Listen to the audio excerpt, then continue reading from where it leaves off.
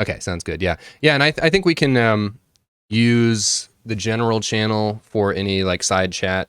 If anyone wants to chat while we're talking, maybe someday we can create like a dedicated channel for chatting during meetings like this. So anyway, yes, okay. So as I was saying, this is part of a general initiative to open up our engineering team to the wider world. We plan to invite former Think Nimble engineers here, contractors, even people who are going through our interview process and have passed our interviews but are maybe too junior to work with us right now, or there's other reasons why it just won't work right now, or they might not be a good fit for the moment, but might be a good fit in the future.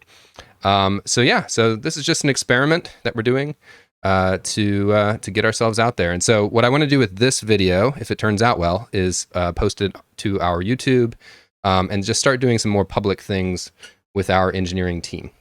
So that's the context of using Discord today. And then, topic today is interviewing and recruiting. And I think like this will be a good general topic for other people outside of our company to hear what we think about this and how we go about doing it. This will be more of a discussion dev lunch, not a presentation. So I'd love to hear everyone's thoughts or questions about interviewing. So let's start there. Anyone who wants to go ahead. It's been nice interviewing people and getting to meet them and like putting my input in there.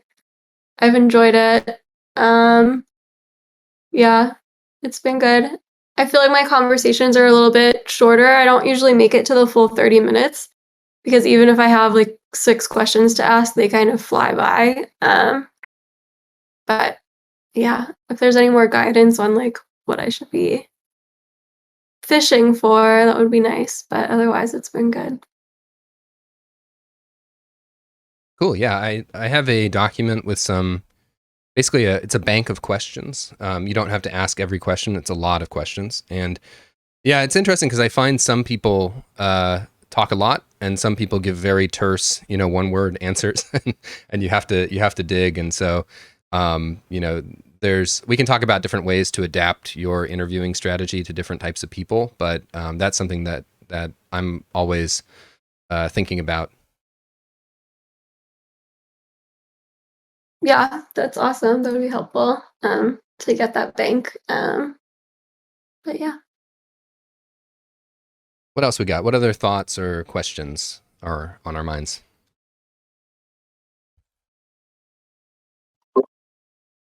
Well, I'll chime in, William, and I'll say the one thing I hope we discuss a little bit is, when people say things like, is the person a culture fit?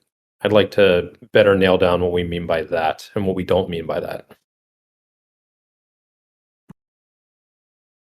Yeah, I think that's great. Yeah. And to that, yeah, another piece of the puzzle in my mind is a rubric for evaluating candidates and what should go on that rubric.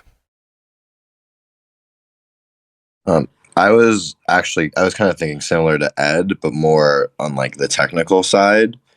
I think Ed raises a great point too, though, right? Like, I feel like we all probably have a different definition of what a good culture fit for Think Nimble is in our head.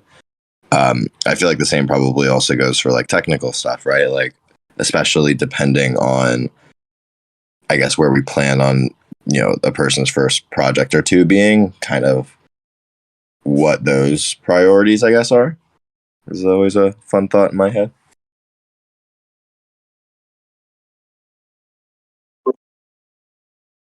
Cool. So would it be go ahead.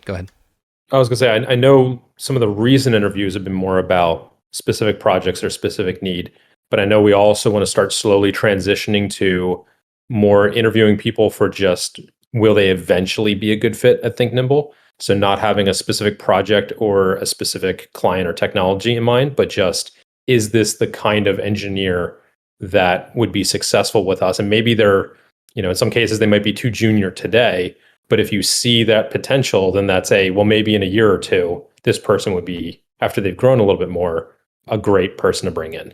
And so I think we want to slowly start transitioning in that direction as well. So has anyone here not conducted an interview? I have not conducted a dev interview. I've done it for mechanical engineering, but I know there's some differences there. Close enough in my mind. And what has your experience been, or do you have any challenges or like tips on approach?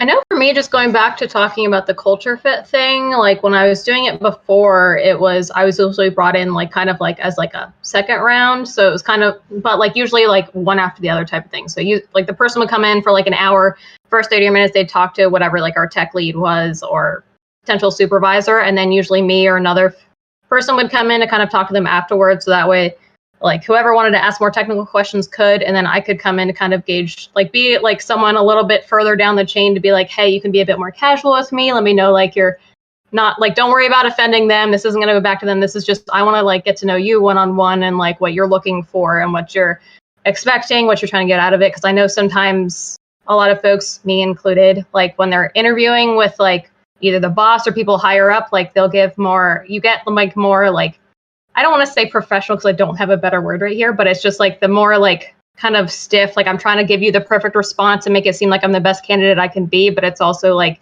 I think it's worth having like that second round to be like, okay, let's get a more like, don't worry about like how you phrase this. I want to see more your personality come through, not whatever someone told you to say in this interview to make you sound like the best you can be, because it's not natural necessarily. But that's been my experience with that.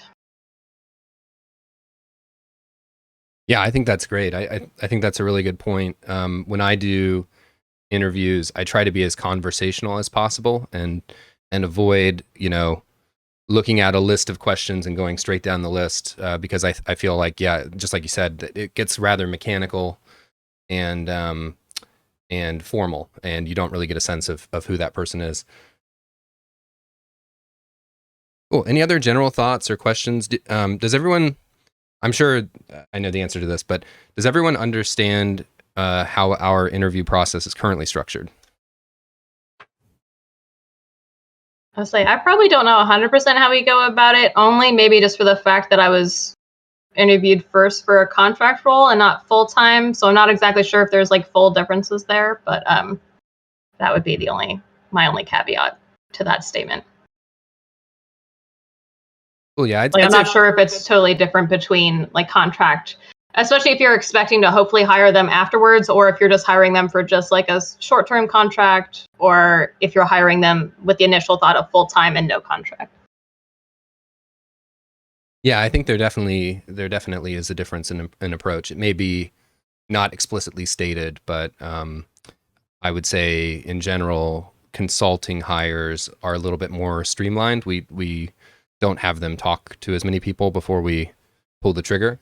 Whereas with full-time hires, we think of that as more of like a really long-term commitment. And so we want to put some extra time and thought into that. Cool. So if any other thoughts or questions come up through the conversation, just let me know. I'll drop them in the chat area. But I think what I could do is show you some of the tools and the process that we currently have. And then I'd love to dig into Ed's question about culture fit and defining that. I think that's a really interesting conversation. And then some of these other points that we've captured. But before I do that, anything else that you guys want to bring up? Okay, cool. So I'll start by outlining what our process looks like today. So we work with a company called Dover, which is a really interesting new concept in recruiting. So a traditional recruiter will kind of keep a Rolodex of people and reach out to people on LinkedIn or whatever and refer that to a company. And then if the company hires the person that was referred, they pay the recruiter a lump sum, which is usually a large amount of money, like up to 30% of that person's salary. So you could be looking at paying a recruiter $20,000 to $50,000 for an engineering hire, depending on what level you're hiring for and all of that. So yeah, pretty substantial cost. What Dover does, and this is not an ad for Dover, but I have enjoyed working with them, is they will reach out on your behalf and connect you with candidates They will even do the first round of screening, and their pricing is more like a SaaS product, an expensive SaaS product, and the way they operate is more like a virtual assistant and less like a traditional recruiter. So it's a really interesting business model, and it's helped us with outreach.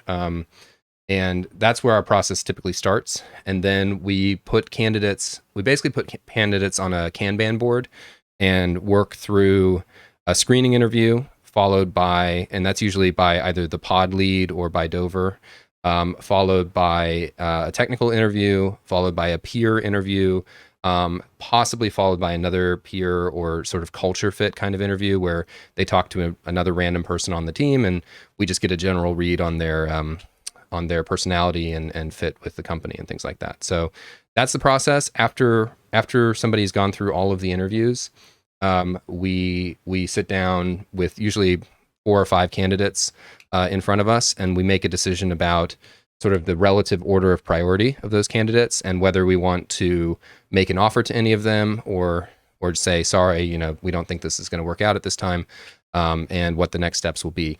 And then we, unless a candidate is like very clearly not a good fit for us, or just not a good candidate, we will put them in what we call our Rolodex. And so we'll hold on to their phone number, email, whatever, and reach out to them again in the future. And now we're thinking that this Discord will be the place where we invite those people to continue to be connected with us.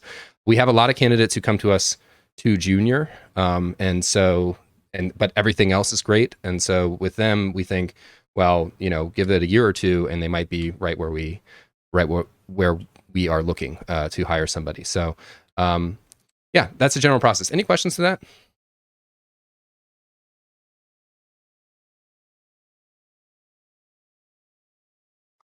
What's the focus of that initial interview again?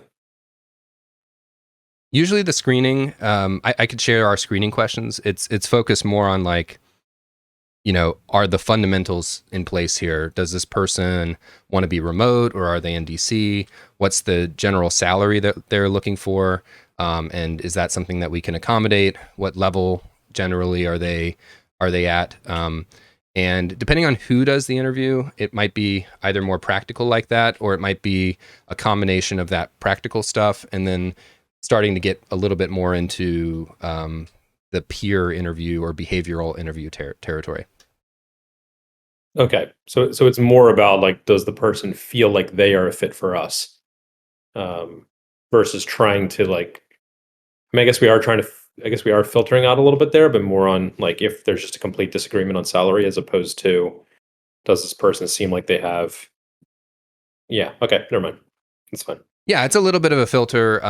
Yeah, Ashton has been doing that more recently. And then when I was doing it, I would actually just have Dover do it, and then they would write up notes for me. I could show you what some of those look like, but they would write up notes, and then I would review those. And yeah, you kind of know when you see whether something is a potential fit versus something not being a fit at all. Sometimes if people come in and they say, 10 years in the industry, Java, C#, .NET only, and there's like that still could be a potential fit on the tech side, but then you're looking at salary requirements in like the 250, 300K range, things like that, and it's kind of like, oh, okay, probably not the right spot for you. Right.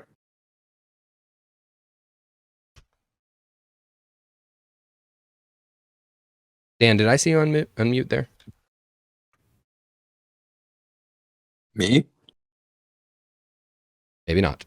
I'm going to share a document here that has our standardized interview questions in it for engineers. I'll just drop it in the general chat. And there are a couple sections in here. I would share my screen, but I haven't figured out how to do that yet. I mean, I see the screen share thing, but I don't know how that's going to work with the recording here. But there are a couple. Can everyone access that, first of all? Do I need to share it? Cannot access it. Okay, just a second. I've got it. Okay, it should be shared with everyone at Think Nimble now. Yeah, so he posted into the general channel of Discord. I see William and myself in there. Now Brenna. Cool. I'll just start talking through it here. So this is the question bank that I was referring to. When in doubt, this could be a good place to start. Get a framework for your interviews. When I'm doing a general sort of introductory interview with somebody, a get to know them sort of interview, I like to do it in 3 phases, and I'll even start the interview by first introducing myself and then introducing Think Nimble, and then I'll move straight into, okay, I want to ask you, 3 big questions here, and this might, prompt other small questions. Where are you coming from? What's your previous experience? Usually I spend about half the time on that. Why are you here? Like, why are you moving on from wherever you're at? And what do you, why are you interested in Think Nimble specifically? And then where do you want to go? Like, the classic, what do the next 5 years look like for you? Where do you want to be? And does that seem like it fits with where Think Nimble is headed? And can I, usually in that section, we talk about how this could look if this works out, and how we could work well together. So that has been a very useful high-level framework for me to sort of keep momentum in an interview process. And then I'll cherry pick based on, how the interview is going. I'll cherry pick some of the other questions from the question bank down below. So what I used to do is actually print this out and then sort of circle bullet points as things came up of things that I wanted to touch on and help me through the interview. And I mentioned behavioral interview questions. So there's if you scroll down a little bit, I think it's the 3rd or 4th section there. That's really getting into asking people about prior experiences that they've had. So I like to ask people, what was a time that you missed a deadline or you made a big mistake, and how did you handle that? And it's interesting to see, how people first sort of position themselves in response to a question like that.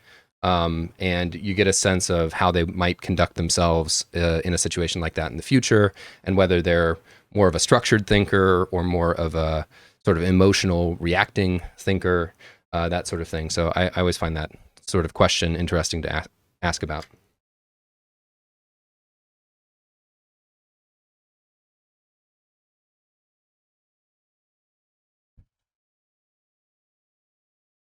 Okay, I'll just keep talking. At the bottom of this document, I have a series of more technical questions. There's actually two series of questions, and these are for more. I use these more for junior or early intermediate candidates to get a diagnostic of their technical skills.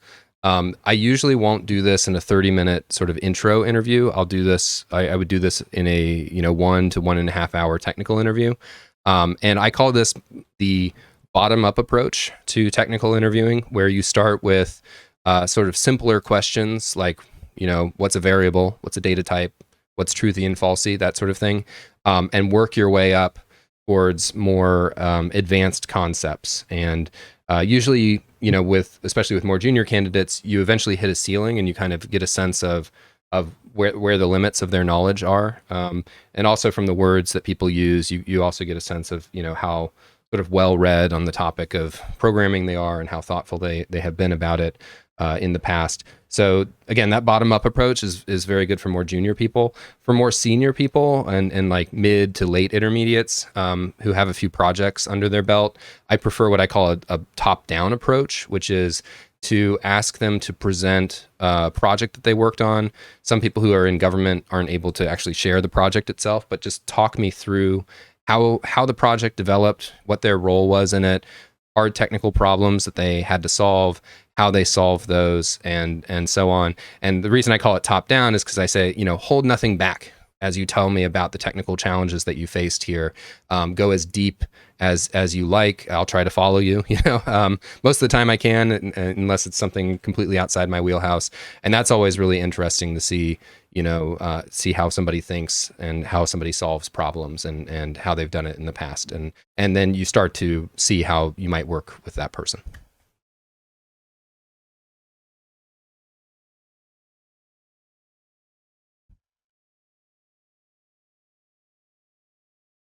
Any thoughts or reactions to this as you look at it?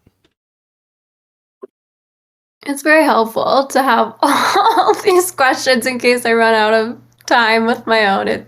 I'm glad that there's something like this, so thank you. Yeah, and I guess maybe we should migrate this over to the Notion or something that make it a little bit more accessible. Yeah, for sure.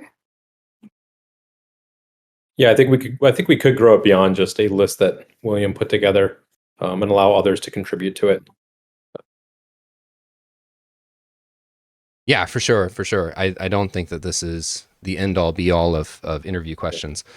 But like each of these could be like a subpage unto itself, right? So then it can become that sort of tree structure of like areas of questions you might want to ask, or things you want, or thought-provoking discussion topics to start a conversation thread with an interviewee.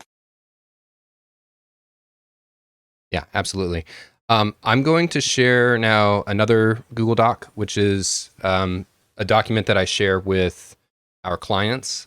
So in addition to interviewing for positions at Think Nimble, we've also helped our clients recruit and interview on the tech side. A lot of our clients don't have technical people in-house yet, or they're trying to hire that sort of, technical co-founder or anchor of their development team. And so we will help them, vet that person. And so we use this document, which I call our engineering rubric. It has a lot of the same questions, but it's just a little bit more showy for the client so that they can feel like, we delivered something after conducting the interview, and they can get a comprehensive view of what all of our thoughts were on the candidate and things like that. And a lot of clients will say to me, like, I want to know about the technical nitty gritty, the questions that I don't even know to ask and the reactions that I don't even know to have, that sort of thing. So this is sort of, I don't think that something like this is necessary for internal interviews, but this has been a useful tool for showing clients, hey, this is what we'll do for you, and this is what you're going to get at the end of the interview process for each candidate. And it has seemed to be very valuable to candidates. I mean, to clients. Cool. So those are some tools that I think addresses some of the questions about, how to do interviews and what to do if it seems like an interview is going to be cut short or that it's not really going anywhere. So I think now we should probably pivot, unless there's any thoughts or questions to that, to talking about acceptance criteria and evaluation criteria. And Ed, if you want to lead this and share some of your thoughts on culture fit and stuff like that, I think that would be good. Sure. I mean, on culture fit, I think in general, I think culture fit is sort of a bad thing. I think a lot of companies use it as like do they think a person's going to fit in here? And I think that can sometimes be a problem where you're just sort of trying to decide whether or not you like this person or whether this person is similar to you or similar to the people you work with, which I think in a lot of companies can become a dangerous road of effectively discriminating against people without even maybe realizing you're doing it. So I think that can be a cautionary thing. One thing I'll say also is, in a company like ours, oftentimes the temptation will be, well, hey, this person doesn't have any startup experience. They've only ever worked at big companies. Therefore, I don't want to consider them at all because they're not going to fit in here, which I think is not a good thing to do. So I don't really know what we should be looking for in that regard, or I think we need to have some sort of policy, William, on here's what culture fit means to us when we're interviewing somebody. But I think it should be fairly rigid and meant to make sure that people aren't accidentally selecting people out or like filtering out people that we really should be giving an opportunity to interview into. That's just my quick hot take to start this conversation off. Yeah, totally agree. Anyone else have thoughts on the culture fit question or evaluation criteria for candidates? I mean, yeah, I think what Ed said definitely tracks. So, because kind of just going back to like what I was saying before, like when I've done interviews previously and like being kind of that round of the interview where they get a bit more casual and like get to see them more as a person, it kind of like I feel like it's kind of just like still like keeping it like we kind of really there was 3 parts where it's like they would have the interview with the boss. They would do an interview with me or someone else more like at the level they would be working at, and then every now and then either me or someone else would either take them for like a coffee right after or like lunch, and that's where we get like, okay, here, let me like hear about you like on a personal level, not work. But before that, when I'd be interviewing them, it would still be just this general like, hey, what are your goals, like what do you actually want to be doing? Because I know sometimes that gets lost when like depending on like who's interviewing, at least like in the context of like my old boss doing it, he was basically just trying to see, is this person going to do exactly what he wants to make us money, not so much if they're a right fit long term, if they're going to be happy, if they're going to make like be like a good fit on the team. And so being at a level like for me, it's like I can still on a technical level, at least more professional technical level, be like, all right, let me see, like if I'm like then talking to this person, they're like, oh yeah, no, I don't have any interest in like doing startup stuff. It's like, okay, cool, that's not necessarily something that they would have told someone higher up. But then when you get to that more casual level, it's like you can actually see more of just from the professional side if they would be a fit. And then yeah, like I said, the coffee or lunch after that is like, okay, if I want to see you like more as a person, if you're gonna suddenly say something like really crappy, because we have had it where we were like like we would take someone to coffee and then they would immediately be like, oh yeah, that first guy I interviewed with, like he's a real jerk, like, but using worse terms than that. But it's just like, oh, okay, cool. Like I know we're here to be a bit more casual, but that's also like you're immediately insulting someone I work with. So it's like, okay, if that's your first response coming out of it, I'm kind of just like, oh, okay, like this is like I'm a little more like I'm paying attention to that. Yeah, I know it's definitely tricky to make sure you're not just like cropping them out as a person. But yeah, I think that's where like having the different levels of interview types could benefit that from the all around fit, not just so much, would their personality mesh with everyone else on the team? Because, some folks are a lot more quiet and reserved in interviews. And then as a person, they can be a lot louder and stuff. It's hard to always gauge that. So yeah, just giving different scenarios to see different sides come out can be helpful there. But I know that sounds like, oh yeah, I'm going to make you go through 3 interviews. And that's also not, that can also be daunting too. So. Yeah, it's tough.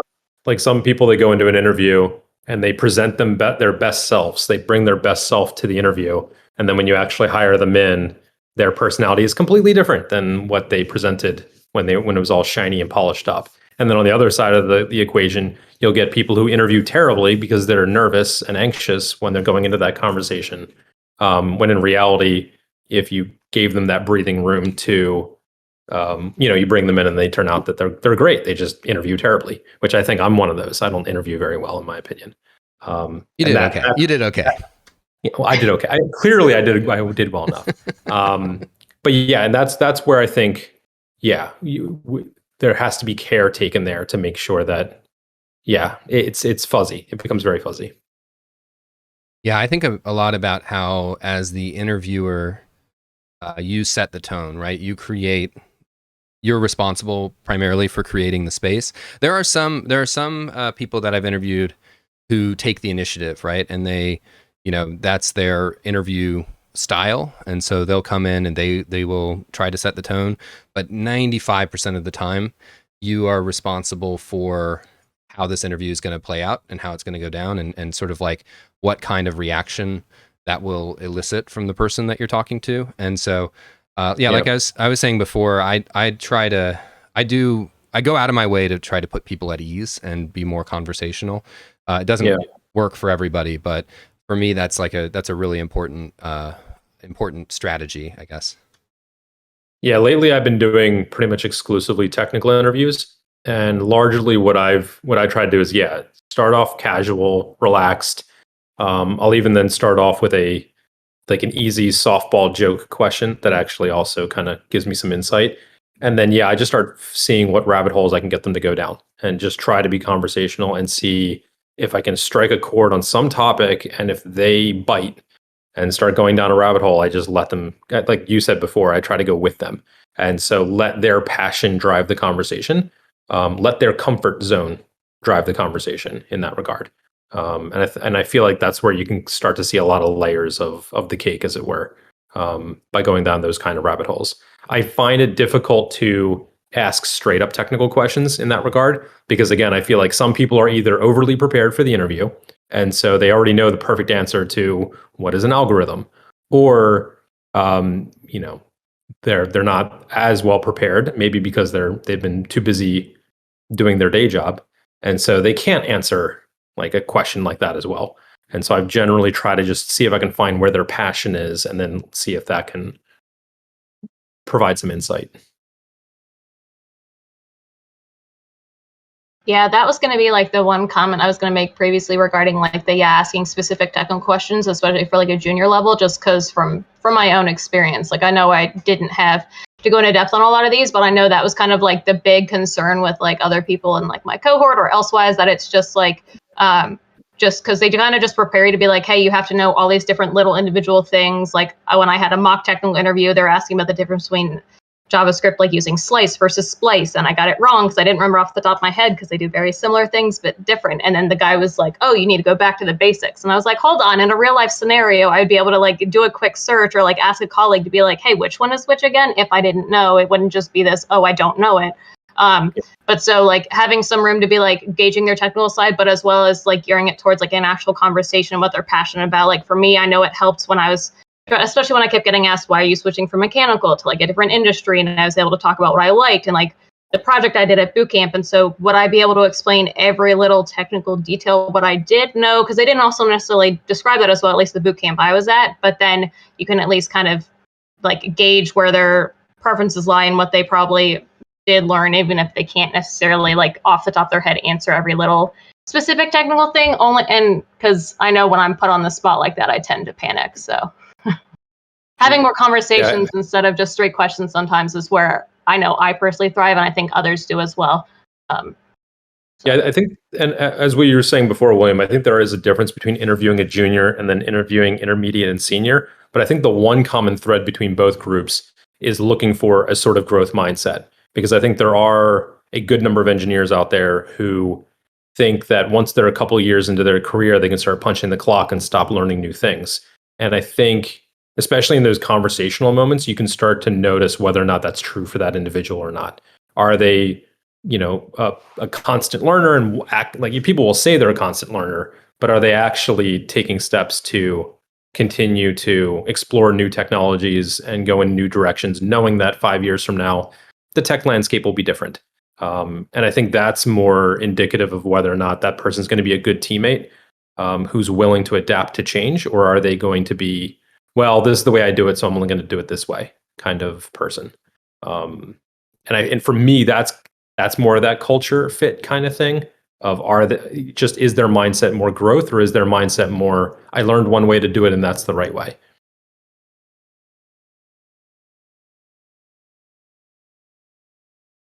That's great. Yeah, I have two subjects related to that. I put one in the chat here, which is what makes a good technical interview. I think we could probably do a whole hour on that. Maybe we should at some point. Like what types of questions to ask, how to ask them. That's sort of what you brought up, Brenna. Are we asking about minute, distinctions in the JavaScript API, or are we asking about big programming concepts, right? And I think there are very different schools of thought on that. I also created this weekly code problem channel in the Discord kind of for fun. But I personally, I enjoy solving those problems, but I don't like those as interview questions. And I could expand on that a little bit.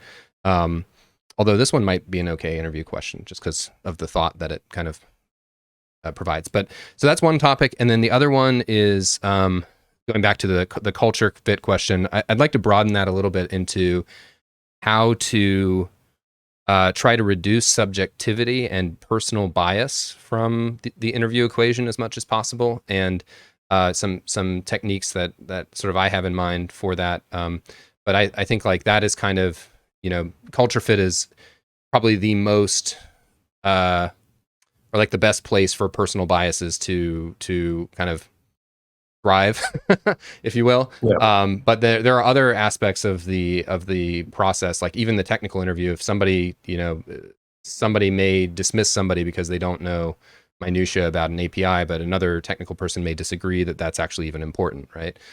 So there are those kinds of personal biases as well. Yeah. Or if it's we're mostly Python, but the person I interviewed was mostly focused on Golang in their last role. So that's the thing that they know the best. And so that's the thing they can talk to. So they're not a good Python fit. So rejected. Just like, well, now you're selecting someone just because they're recent. Oftentimes the most recent thing you've been building as an engineer is going to be the top of mind. And so it's, even though maybe their background from years ago was Python, it becomes very difficult to have sometimes a good conversation with somebody about that, and you might filter them out because of it, and not think about where their current mindset is at. Yeah, like I know, kind of related to that, I know my husband at his company, they are Angular, but so like a lot of their job listings say they expect someone to have like X number of years like in Angular, but he's trying to convince them that it doesn't necessarily have to be Angular, and that folks coming from other frameworks can still, like, if you can learn the one framework pretty well, since they're not all that different that you couldn't pick it up, that it's like you shouldn't just discount someone if they're like, oh, I have this many years of Vue instead. Like, it's like you should be able to kind of semi-transition over. But yeah, since it's sometimes you have it where you're like looking for those specific like either languages or frameworks, and then you're just like discounting them. It's like, no, they've learned one, so it shows that they can learn one. And then are they open to learning other ones, and are they like continuously trying to learn like new things, or are they just like was mentioned earlier, or did they just learn the one thing the one way they do it, and that's what they're sticking with? Because like I know it was when I was trying to first get into like dev, before I started interviewing, it was my husband shared this, I think it's Front End Mentor, but they have like little like basically code problems you can do, and they just basically give you a little like screenshot of like a little style, like maybe like a random like tile or pop up or login page or something, like, oh, hey, like how would you go about solving this? They would just basically give you the style, like the wireframe, and then it's like, hey, how would you go do this? And so my husband, knowing a lot of CSS really well, he did it one way, and I'm going into my very junior stuff like basics, and then so it's like I can still get it working the same way, but we both took totally different approaches to this problem. So it's more than just, it's like, okay, are you like willing to learn? Are you willing to get better? Like, how would you go about this? And it's not, and are you open to like feedback or other routes, or are you like set in your one way? Because I know that's also like, one of the most frustrating things at boot camp was that some of my partners that I lined up with, they like knew how to do one thing one way, and I could do it another way, but it was just like,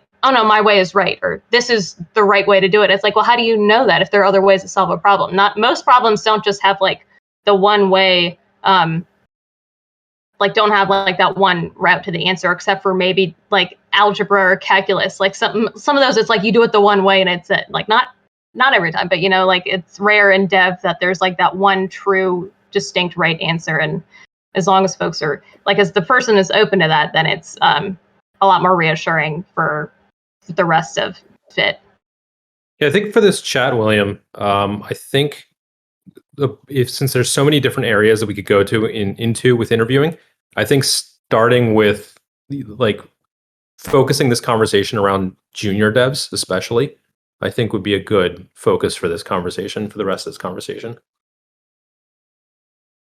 Cool. So specifically, how to assess a junior dev?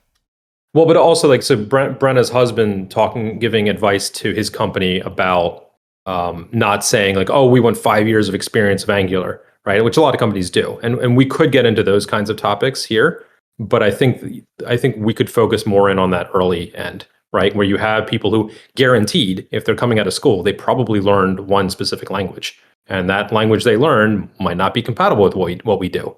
And that's a fine thing. How do you interview for that? And I guess especially if you're interviewing somebody and maybe they learned Angular, but you've never done Angular, you've only done React. How to go about doing that kind of interview.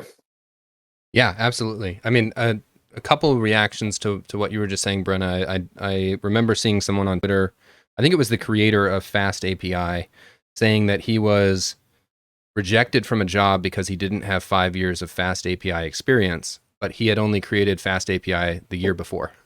So, so another aspect of this, to your point, is that like the landscape of technology, especially web technology, changes so quickly, and the ability to adapt is way more important than specific knowledge of a given technology.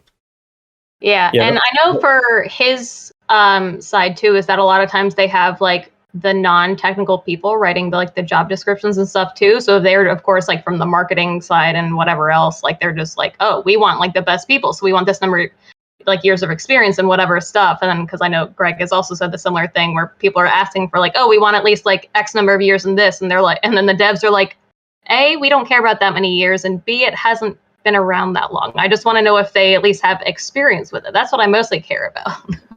Yeah, and I've been interviewing a lot of intermediates and seniors lately. And one thing, I've been, for one of our clients, I've been interviewing some intermediates and seniors. And one thing I've been giving in my report to them, William, is if someone has like 5-10 years of experience, I will sort of score those years as in how many of those years are actual practical growth years versus years where they were on the same team in the same code base, working on the same code for 4 years and hadn't really grown and learned too much in that 4 years. If that's the case, like in my mind, that person doesn't have 10 years of experience. Practically, they have closer to 5 or 4 years of experience.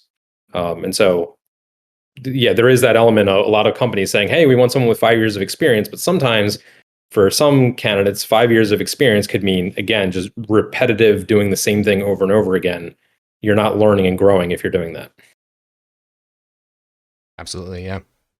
Yeah. So, another thought I have is, kind of how to, well, I'll put it this way. I believe in sort of like the wisdom of crowds and getting multiple perspectives on a problem and averaging those perspectives, maybe a weighted average, but taking those perspectives and sort of triangulating the truth from that.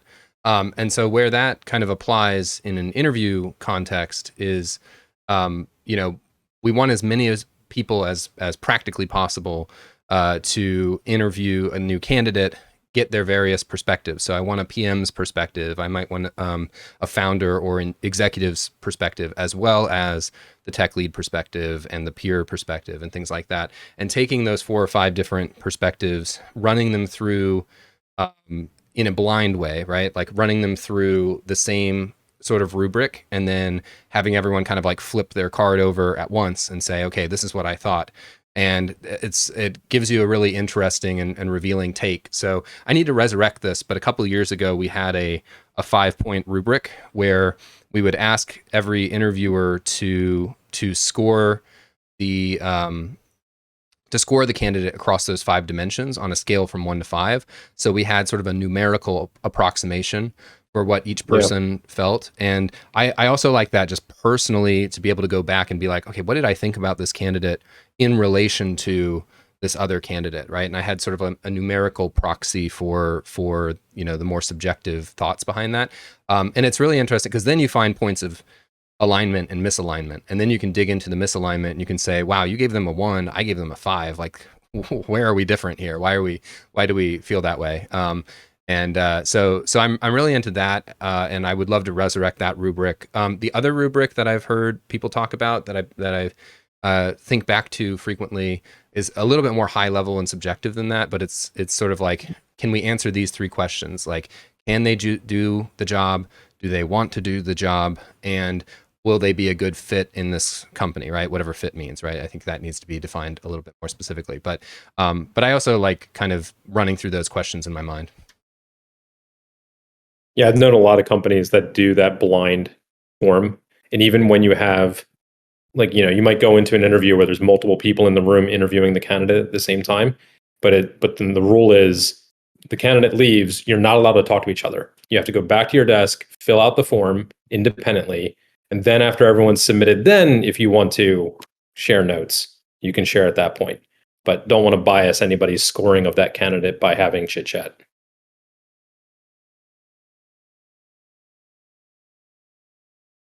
So I think I would definitely think we should do that. Bring that back, William.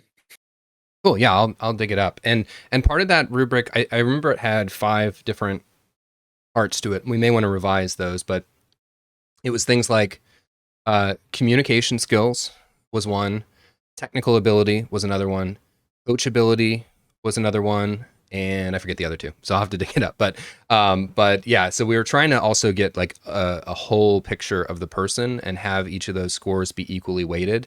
It's very important to me that technical ability is not the singular thing that we focus on with engineers, because I think, as you guys know, there are a lot of different skills that that make somebody a good engineer.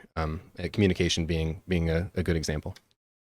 Yeah, I think if we had that and we could put that into people's hands before the interview, that would also help drive those questions, because then when you're going into the interview, you know that you need to ask questions that are going to help you answer those scores. Yeah, absolutely.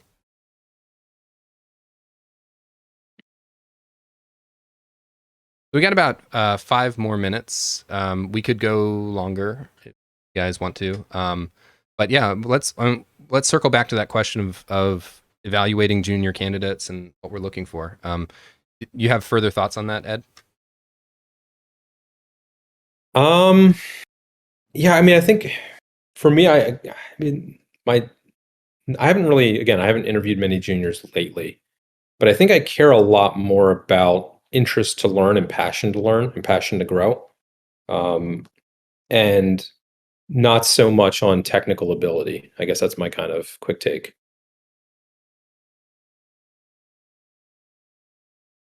Jennifer asks if we're still hiring junior candidates. I wouldn't say we are actively hiring junior candidates right now, but We just hired a junior candidate. well, yes, but so actually that feeds into the second thing I was going to say, which is we are interviewing junior candidates still, and if we come across a good candidate, then we are hiring them. So what we are saying though to people is we are preferring right now intermediate or intermediate plus candidates, and that is our preference and our need right now. Got it. Yeah. Okay, yeah. Makes sense.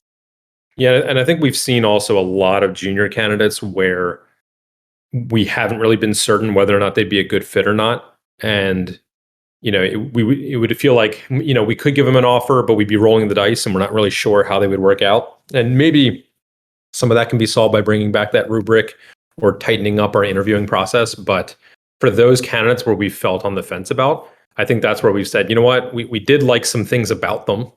Let's put them in the Rolodex, knowing that they're probably going to go find a job elsewhere, and then revisit them in a year or two. And by then, after they've had another job elsewhere, then we would definitely know if our concerns were not relevant and they actually are a great fit for us.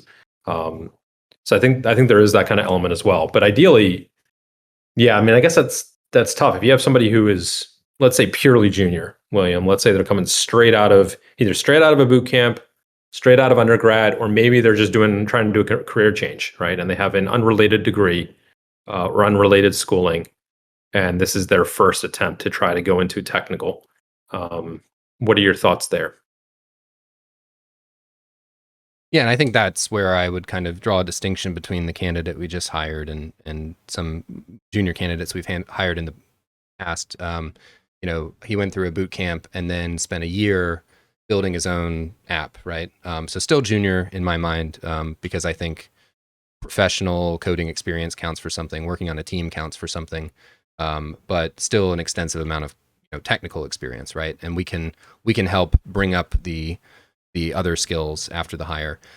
For somebody straight out of boot camp, that was, when we first started Think Nimble, that was our main strategy, was to hire fresh junior developers and then work on training them up on whatever skills they needed.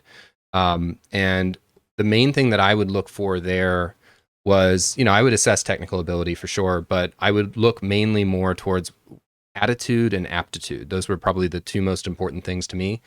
And so to clarify what I mean by that is, attitude would be, does this person really want to learn and get better at this? Like, are they committed to this, or did they just go to boot camp because they heard, software engineers get paid a lot, right? And that was a pretty bright line in my interview process between people on both sides of that spectrum.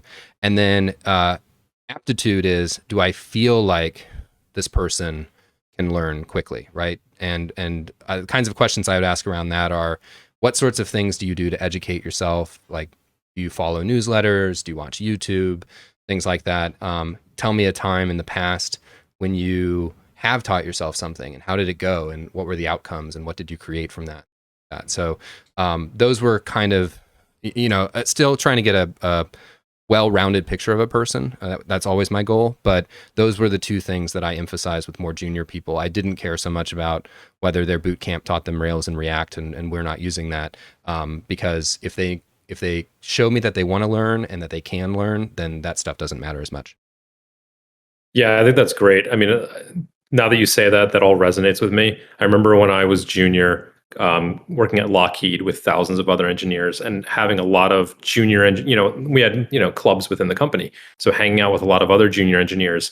And there were a lot coming out of college with a bachelor's degree in comp sci.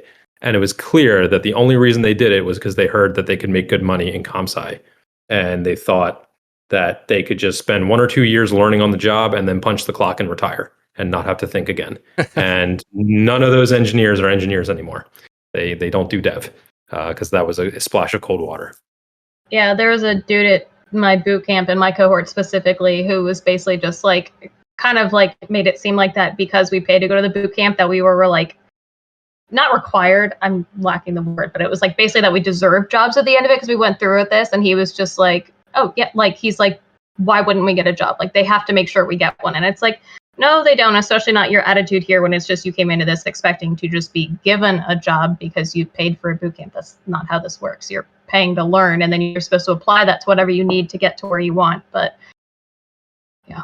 that's like my one main thing is like that was kind of like where like who I thrived with, even just like from learning from other devs, especially junior devs, is who took themselves too seriously or not. Because the folks who take this also similar thing, mechanical engineering, like those especially were coming straight out of school and already taking themselves way too seriously and just like the I know everything type of attitude. That's like an immediate flag for me that it's like, hold on, you don't know everything yet, right? None of us do. I think an interesting thing here to leave with, William, is you and I might be too far removed from this conversation a little bit, given how long we've been in industry.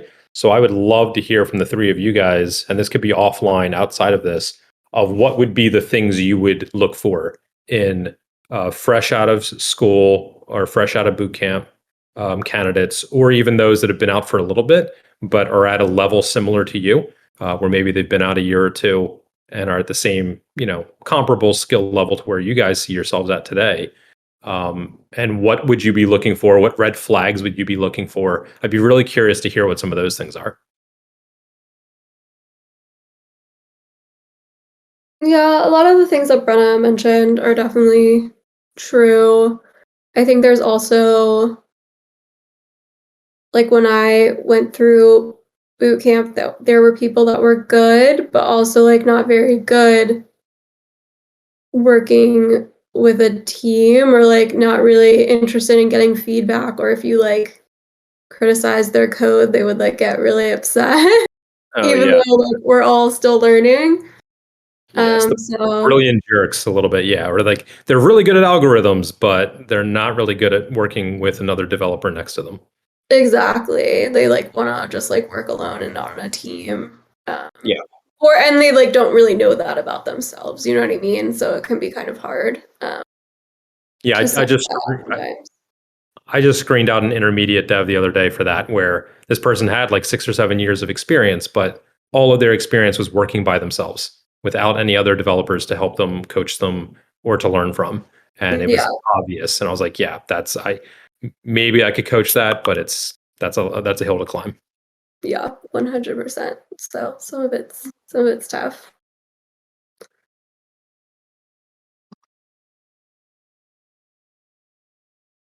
There's also like some people who in boot camp who really only focused on like back end and like didn't want to do anything with front end. And if you ask them to do any kind of like CSS work, they would like get really annoyed. I had those as well. Yeah. So there's also just, I don't know. There's a couple different scenarios in which it was kind of tough to work with some bootcamp people, but also people that like have continued working after boot camp. Like some people just like did the boot camp and like didn't continue trying to get better at React, or like didn't try to continue like improving their skills after graduation at all, which I think was a big red flag. Yeah, one of the elements of software, I think, is being in that cycle of trying to do something new, feeling scared and uncertain, and feeling dumb because you don't know how to do something, but then you persist at it anyway. And then when you finally figure it out, you feel really smart. And then you move on to the next thing that makes you feel dumb. And you end up in this cycle of getting that euphoria of solving problems and figuring it out. And I think some people want to avoid that feeling at all possible. They never want to feel uncertain. And so they try to stick to, hey, I've already figured out this one technology. I'm just going to spend all my time there. Yeah, agreed. I will say also, like, in boot camp specifically, a green flag is if, like, people were TAs after graduation. Like, all of the TAs from my cohort or, like, other cohorts were either, like, the people that were the best ones in the class or the people that were, like, the best at being helpful to other people. And so, like, all the people that ended up being TAs were people that I would, like, recommend for jobs, you know? Interesting. Yeah, I've had I definitely. Oh, sorry. You can go ahead. No, go ahead, Brenna. Oh, I was gonna say, yeah, because I definitely feel that as well. And yeah, not necessarily, and it's like not necessarily everyone who'd be good as a TA was like became one, but that kind of thing, like the people who are open to like helping others and like helping others grow. Because like I know for me, even if I already know something, like I'm happy to help others like go through it, just because me reiterating it is going to help me as well. Like just like get more concrete in my knowledge. And so like I know for me at boot camp, that was what helped me thrive a lot. Was that if someone needed help, I was always happy to jump in, even if it was just me being like a rubber duck for them. But there were a lot of people who didn't want to do that because they were just like, no, I'm here for me. Like if someone else needs help, well, I don't have to help them, so I'm not going to.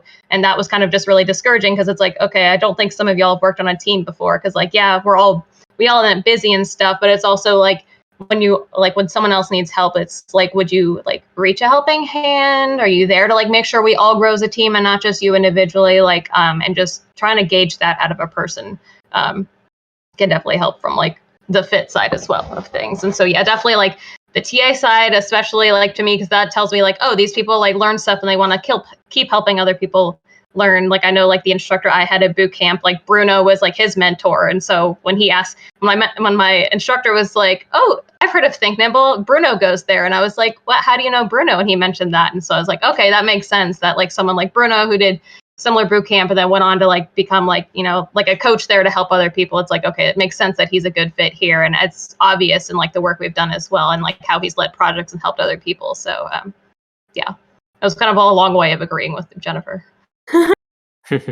Yeah, I've had mixed experiences there. On the one hand, I agree with everything you guys said, but I've also seen those who have spent too much time in academia.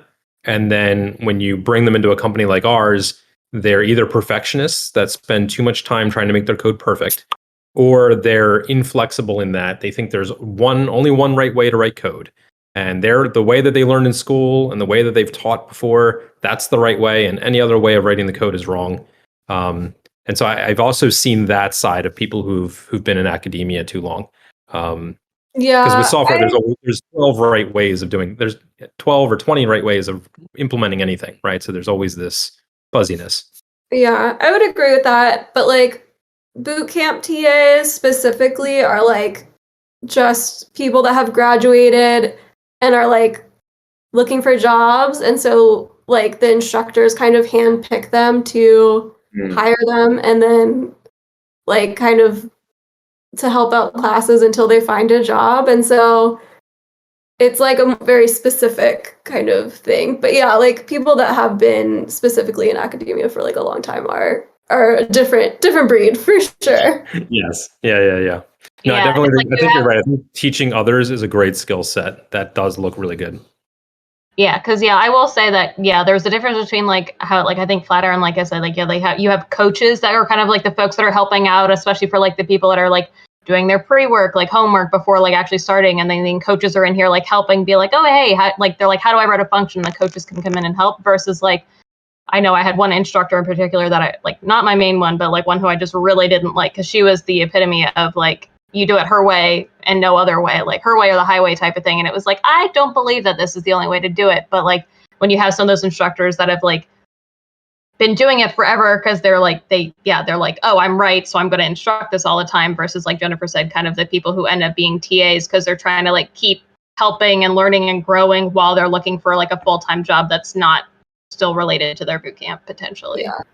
It's like Yeah. a good way to keep your skills up before you get a job and stuff. So it's just It's it's a like little bit of a green flag, I would say. Yeah, But, it's like the folks who like immediately like become like the coaches and TAs and stuff for boot camps. I'm not as worried about them so much as someone who like went to a boot camp, like maybe did some personal stuff for a while, and then they end up being like an instructor for like 5 years. That's when I'm kind of just like, okay, this is a different scenario here. So what's up?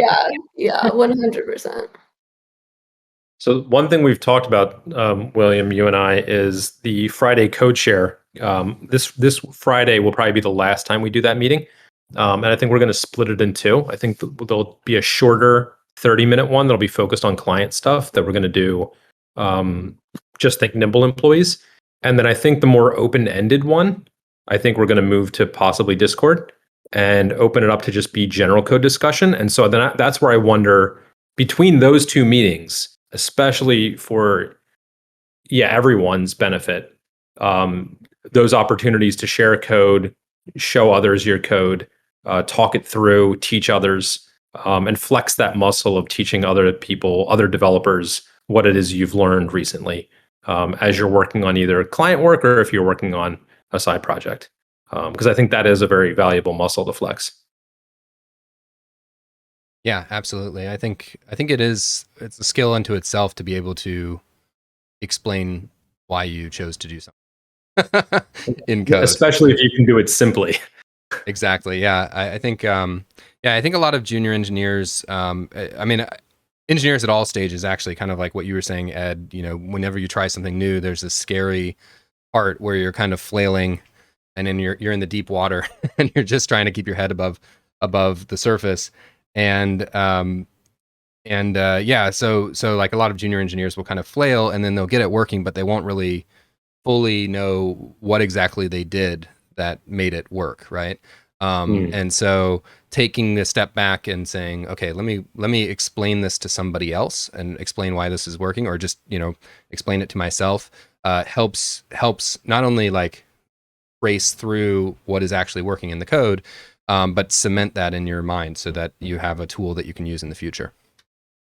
Yeah, and also in the process of doing that, sometimes you'll notice, okay, I understand 80% of this, but there's this 20% over here that I actually don't really know what's going on there. And now that I explain it out to somebody, I realize I don't understand what this thing is doing. And that can either be then an opportunity for you to go dig into that, or maybe the person you're showing it to, they actually know. Definitely, yeah.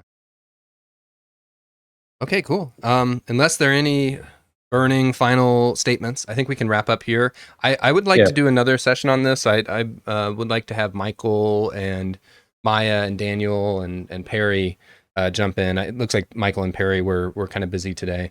But this was a great start to this discussion. I think what I'll do is try to pick out two topics, and we can zoom in on those in future conversations about this, unless anyone else has a better idea. Sounds good. All right. Thank you all. This was great. Thanks for trying the new Discord. Tell everyone to jump over here. Tell your friends. Tell your friends.